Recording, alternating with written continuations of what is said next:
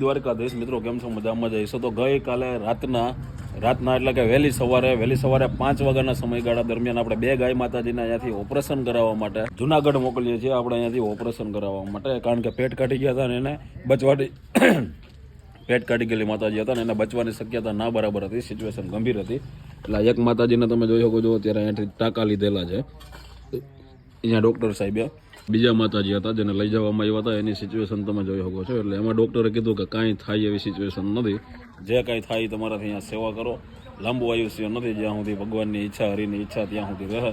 બાકી પેટ અંદર નાખવા માટેની કાલે આખા દિવસ ડૉક્ટર સાહેબેને બધાએ મહેનત કરી, અંતે એનો કાંઈ સોલ્યુશન આવ્યું નહીં અને આપણે અહીંયાથી પાછી રાતના ગાડી ભરીને પાછા અહીંયા આવી ગયા.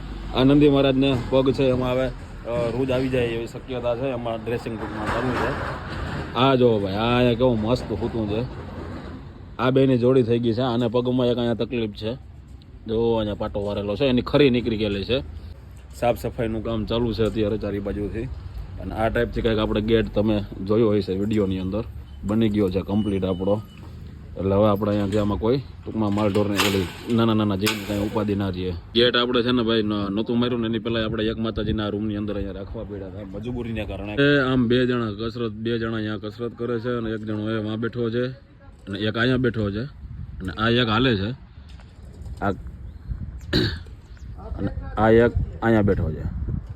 એને અહીંયાથી એમ થાય છે કે ભાઈ કોઈનું ધ્યાન નથી એટલે આપણે અહીંયા બેસીએ. એક અહીંયા બેઠો છે એટલે અહીંયાથી ત્યાં હાલવા વયા જાય, પછી એને એવું થાય કે ભાઈ આમાં કોઈનું ધ્યાન નથી એટલે આપણે અહીંયા બેસીએ. બહુ જલ્દી જવા કદાચ ધીરે ધીરે એ બધા લોકોને માંડી જાય ખબર પડવા, એટલે ભગવાનની દયાથી કદાચ હાજા નરવાત થઈ જાય અને કોઈનો અતોપતો લાગી જાય ક્યાંય ઘર બાર ને પરિવાર હોય તો એને અહીંયા મોકલી દઈએ. અને એથી વિશેષમાં વાત એ કરીએ કે ભાઈ ગુલાબભાઈ આપણા હતા, ગુલાબભાઈને એનો પરિવાર મળી ગયો. ભાઈ એની મહિના દિવસ પહેલાં છોકરાઓએ કમ્પ્લેન કરાવી એટલી હતી અને ફાઇનલી પછી એના છોકરા અહીંયા આવ્યા અને એને પરિવાર એનો ટૂંકમાં મળી ગયો તમારા બધા મિત્રોની મદદથી. ને એ જે કાંઈ ઇમોશનલ દ્રશ્યો હતા એ આપણે કેમેરામાં કાંઈ કેદ કરવાની જરૂરિયાત નહોતી, પણ ખુશી થઈ કે ભાઈ હાલો ભાઈ ગુલાબભાઈને તો એનો પરિવાર મળી ગયો.